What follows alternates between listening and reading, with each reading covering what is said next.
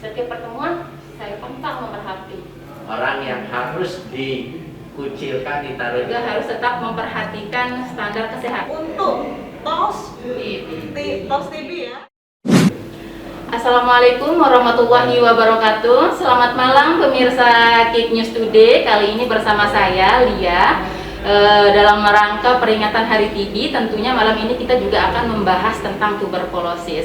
Nah, sebelum jauh membahas itu, kita sudah kedatangan 4 narasumber yang sangat luar biasa. Yang pertama ada Bapak I Dewa Made Mudita. Apa kabar Bapak? Kabar baik Mbak Lia, selamat malam pemirsa News ya. Ya, jadi beliau ini adalah Kepala Bidang Kesehatan Masyarakat Dinas Kesehatan Kota Mataram. Nah, kemudian yang kedua ada Bapak Taufikur Rahman. Selamat malam Bapak. Bagaimana kabarnya? Alhamdulillah baik. Alhamdulillah baik ya. Beliau ini adalah Wasor di Dinas Kesehatan Kota Mataram. Kemudian ada 2 perempuan cantik juga di samping di ujung ada Ibu Nurjana. Selamat malam Ibu. Selamat malam Mbak Lia. Ya, jadi agak belepotan ya. Kalau ngomong Ibu biasanya panggil Mbak karena berasa seumuran. Jadi beliau ini adalah Direktur Institut Perempuan untuk Perubahan Sosial atau Inspirasi Nusa Tenggara Barat. Nah, kemudian yang terakhir ada pahlawan kita di akar rumput, ada Mbak Novita Sari. Selamat malam Mbak. Malam Mbak Lia. Jadi Mbak Novita ini adalah kader TB di wilayah Puskesmas Cakranegara. Sebelum masuk ke pembahasan kita yang lebih detail, kita apresiasi terlebih dahulu kepada Dinas Kesehatan Kota Mataram. Terima kasih Bapak karena antara Institut Perempuan untuk Perubahan Sosial Inspirasi NTB dengan Dinas Kesehatan sudah ada MOU. Jadi sudah ada perjanjian, itu sudah keluar perjanjiannya tanggal 15 Maret kemarin itu sudah ada. Jadi itu menjadi landasan kita ke depan untuk saling bersinergi, bekerja sama untuk tentunya melakukan program eliminasi TB khususnya di Kota Mataram. Di puskesmas itu serba salah.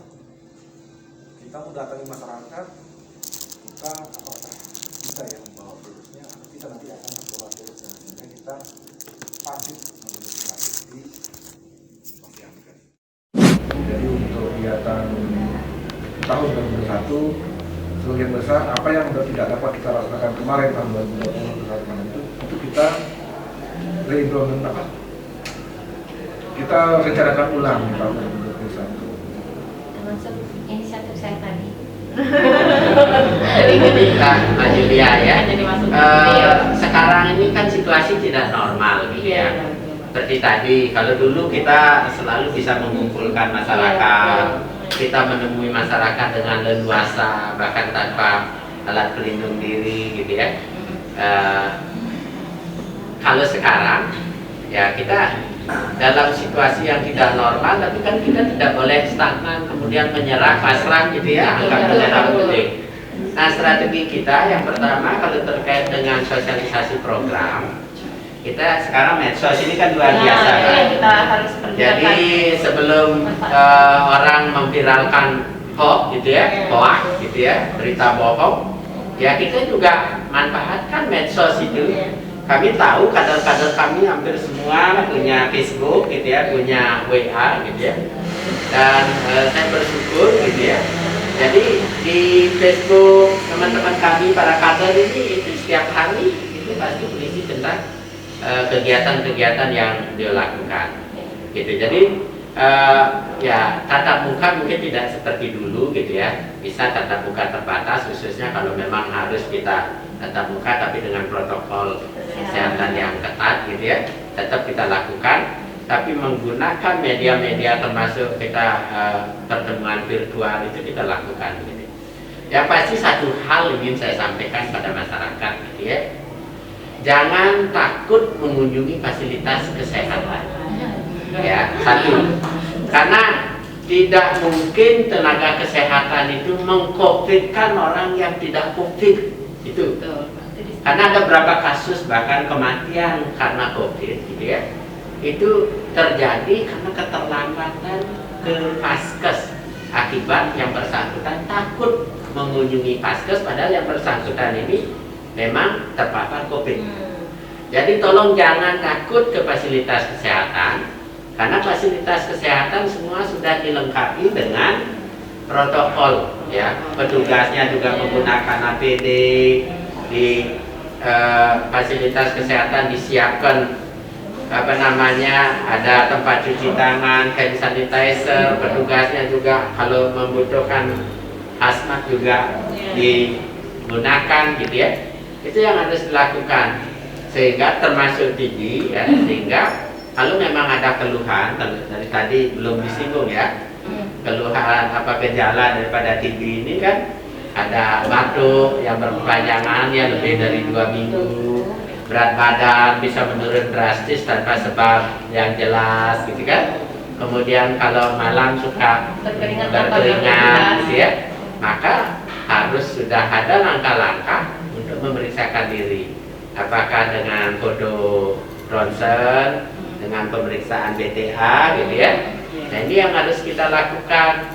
Sekali lagi jangan takut, ya, memeriksakan diri, karena khususnya untuk TB sudah ada obatnya. Jika patuh dalam pengobatan pasti sembuh. Terjun langsung berperan untuk jadi PMO, kita rangkul sampai selesai. Akhirnya kalau pasien sudah selesai, kita rangkul, punya kesan tersendiri, kok seneng banget ini pasien saya udah sembuh.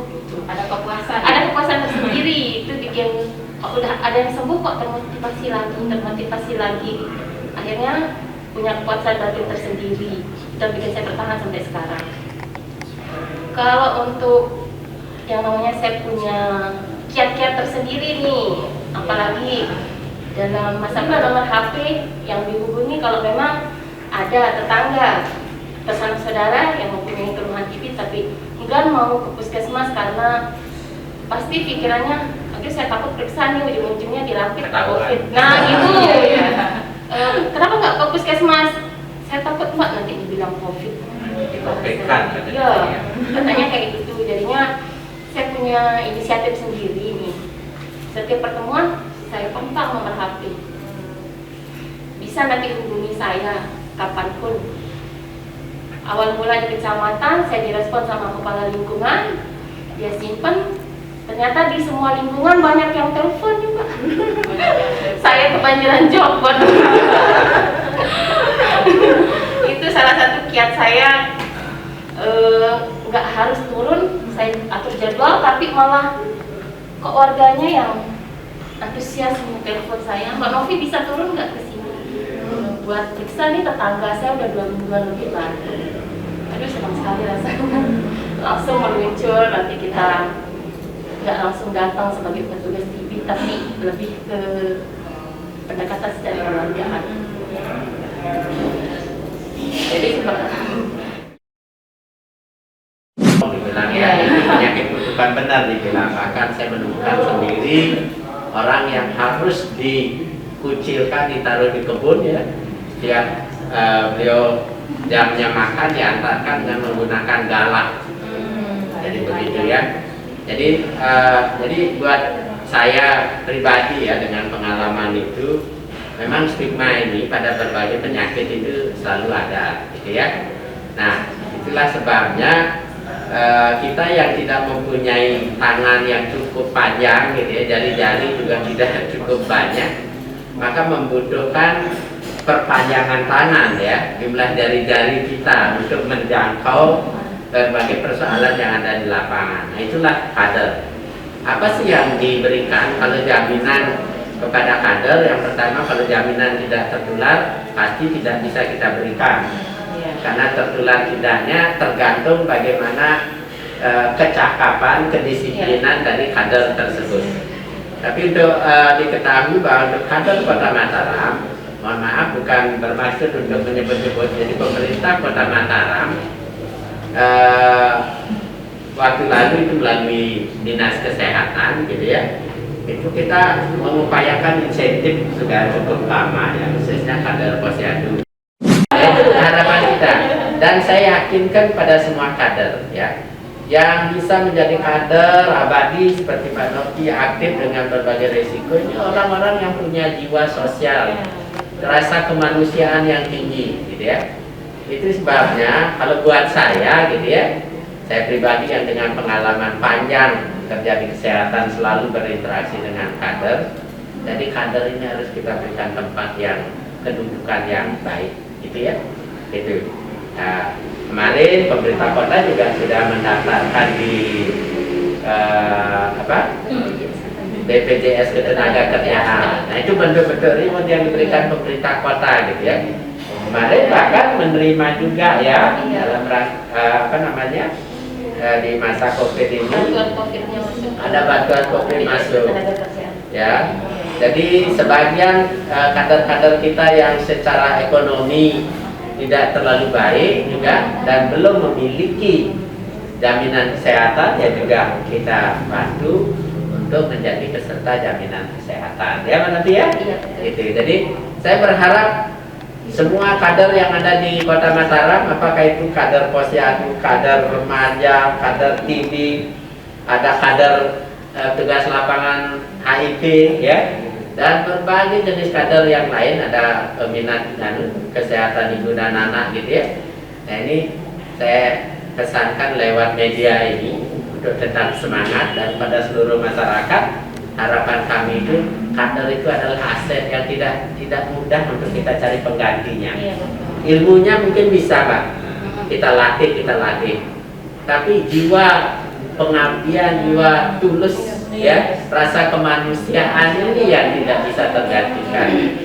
Ya, Mbak Jana, ya, seperti itu. Betul sekali. Itu. Jadi ya, walaupun belum banyak yang bisa diberikan oleh pemerintah, gitu ya, mari kita sama-sama bahwa pemerintah sudah sadar bahwa keberadaan kader itu penting. Itu, Mbak. Ya, bukan berapa besarnya, tapi bahwa pemerintah sudah memposisikan kader itu pada posisi yang memang sangat dibutuhkan untuk membantu mensukseskan program-program pemerintah. Nah, sebelum kita tutup, kita pengen denger nih close statementnya mungkin dari Ibu Nurjana, memberikan motivasi atau sejenisnya buat masyarakat dan pemirsa di rumah untuk terkait dengan tuberkulosis. Terima kasih banyak, Mbak Lia. Kalau saya satu saja, kunci sukses eliminasi TB itu ada di kader. Jadi mari kita siapapun menjadi kader. Menjadi kader itu kan tidak harus mengharapkan insentif, ya. Tetapi orang yang punya pengetahuan dan mau melaporkan itu kan juga menjadi kader. Iya, betul. Karena siapa saja bisa menjadi kader. Jadi mari kita bekali diri dengan pengetahuan yang cukup supaya kita menjadi kader yang sebenarnya untuk tos TB, ya. Temukan, obati sampai sembuh. Oke, pemirsa Kick News Today, karena waktu juga sangat terbatas, mungkin untuk sesi tanya jawab kita tutup dulu ya. Untuk pemirsa yang ingin bertanya, sharing atau apapun itu bisa menghubungi kami langsung dengan melalui offline atau juga bisa mengunjungi kami di Rumah Besar di Inspirasi Nusa Tenggara Barat. Kurang lebihnya kami mohon maaf. Terima kasih. Wassalamualaikum warahmatullahi wabarakatuh. Waalaikumsalam. Salam Tos TB. Temukan, obati sampai sembuh.